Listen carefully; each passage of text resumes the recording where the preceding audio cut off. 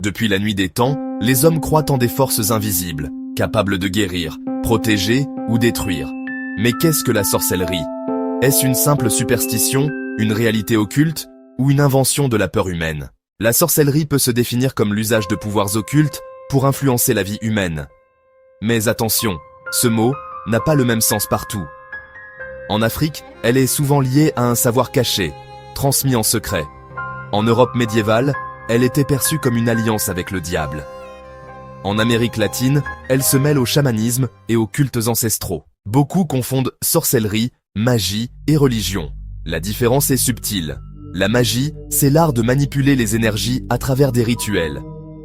La religion, c'est la relation avec une divinité.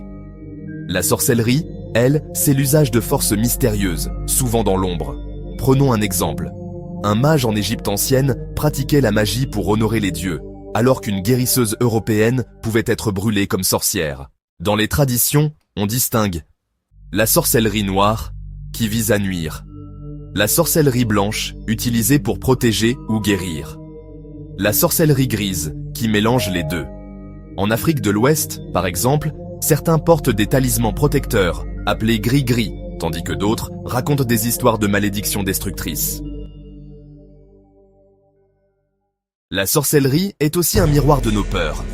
Quand une maladie frappait un village, quand une récolte échouait, on accusait souvent un sorcier. Elle est à la fois explication sociale, arme de contrôle et héritage culturel.